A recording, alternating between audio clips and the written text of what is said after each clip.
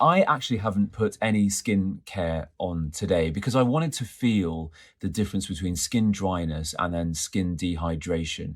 So I'm going to demonstrate a simple way of putting on two products, layering serum in with a day cream, two different brands. So I will do that. Hello and welcome to another issue of the newsletter here at Vysana. I'm Dr. Sunny Dhesi, GP, wellness doctor, women's health specialist, and here to share tips, hints, and just general trends in clinic. So thank you for watching.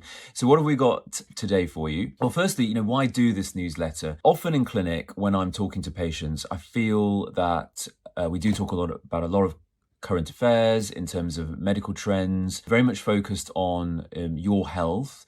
So perimenopause, menopause, physiological changes, obviously skin changes, that's why you're coming in. And part of the reason for doing this newsletter almost every week is that those conversations that I have in clinic with you, I want to actually share that with everyone else as well. Obviously, you're not going to name drop and keep things anonymous, but there's a lot of interesting things that come up in clinic. And I think for patients coming in, especially women, mostly women, is that it's good to share that a lot of you are going through the same changes, the same concerns, the same needs in regards to your skin, your body, your mindset, your gut health. All those things are covered. So that is the reason why I am doing this newsletter. So what are we discussing in this newsletter? So I actually haven't put any skin care on today because I wanted to feel the difference between skin dryness and then skin dehydration. So I'm going to demonstrate a simple way of putting on two products, layering serum in with a day cream, two different brands. So I will do that. We will talk about skin tightness or skin dryness, I should say, and then the difference between dryness and dehydration. And then just very lastly, there will be a free webinar on, I'm going to get the dates right now in my head, on Wednesday, the 15th of November in the evening. And we are going to discuss with a colleague, a nutritionist, health coach or health nutritionist coach, the importance of immunity, building up resilience, and basically how to flourish during these winter months so that you don't succumb to those nasty bugs, illnesses, viral illnesses, whatever it is, and get through that party season and come out to the other side with an intact immunity. So that's what we're discussing this week. This is going to be a little bit rough ready. So if you see me glancing down, it's because I'm reading. So I'll be open and honest.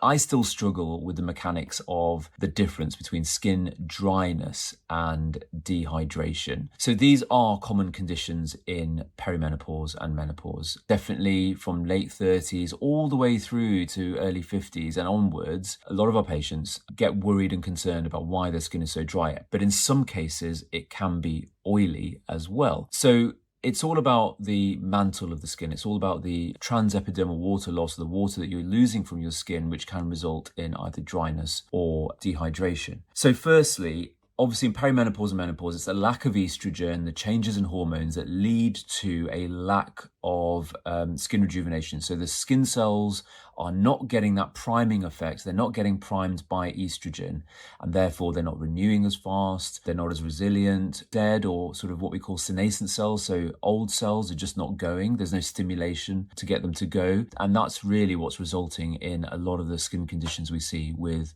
perimenopause and menopause. So we're going to dive into dryness and skin dehydration. So firstly, let's talk about skin dryness. So this is the one that brings the flaking skin to the party. So dry skin feels tight, rough, and tends to flake like a snowstorm on a winter morning, going into that winter theme already. It's like your skin decided to become its own personal confetti machine. So that's a little bit dramatic. I appreciate that.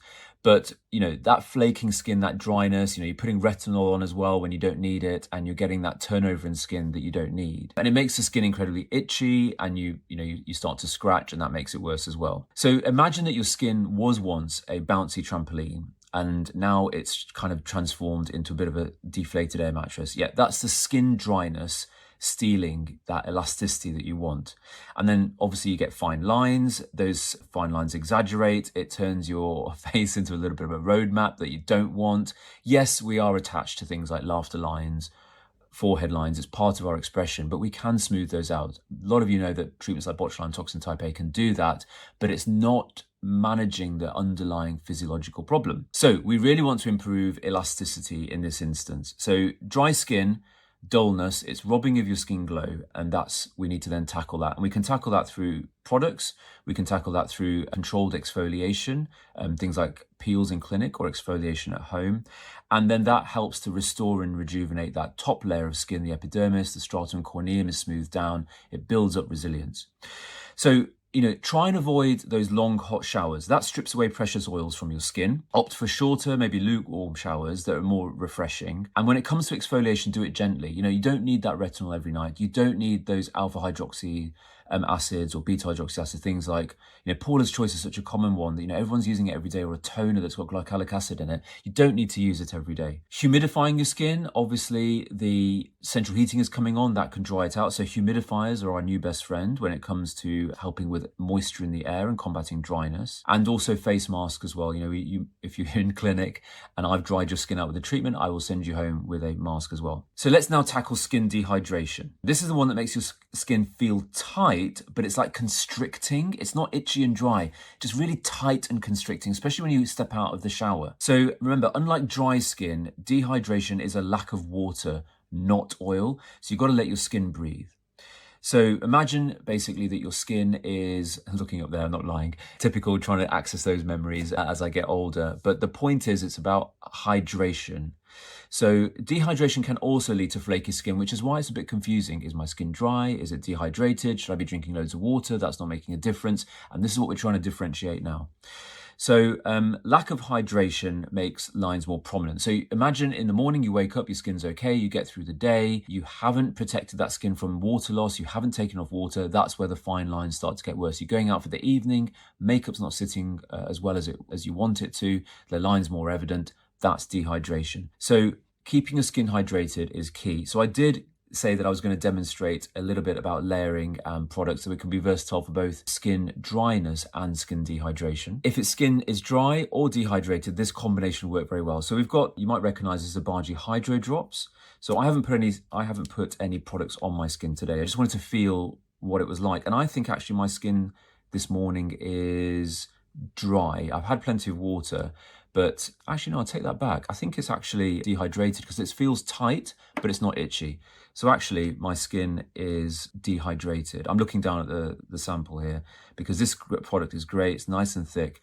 Comes in a pipette. We won't need very much. This pipette is very small. You do get a larger one. In here is a hyaluronic acid sort of suspension, and then it's got these sort of fatty acids in these little beads there that you can see. So what I would do is dot around, don't need very much, and spread the serum in. Remember, serum spreads in, it goes into the skin. Small molecules of hyaluronic acid, essential fatty acids, they will absorb into the skin. You want it to disappear. Sometimes patients say that, oh, my product has disappeared. If it's a serum, it's meant to get into the skin. And here is a great product from Made of More. So this is the day cream. And I think with the HC complex, this is actually great for not only dehydrated skin, but also dry skin as well, because of the active ingredients in here. So here we have about that much. I'm going to rub it in. I'm not going to dot it around. And I'm going to spread it all around. And again, whereas the serum absorbed in, this is sitting on top, providing a little bit of a barrier. It's a larger molecule. The HC complex will sit on top, provide a barrier function, and help with that water loss. And already, that tightness in my skin has gone. So it was dehydration. It wasn't dryness. My skin was dehydrated. It's no longer dehydrated because the serum has gone into the upper layers of the skin, and now that day cream from Made of More is beautifully sitting on top, providing my skin with a good barrier function, and it's restored some hydration as well. So I hope you've enjoyed this week's newsletter. It was a little bit fast. You may have to watch it back, maybe slow me down a little bit. Remember, I will share the details for the webinar that we're doing on the 15th of November in next week's newsletter. We're just sorting out the technicalities and the title, but I promise it will be very good.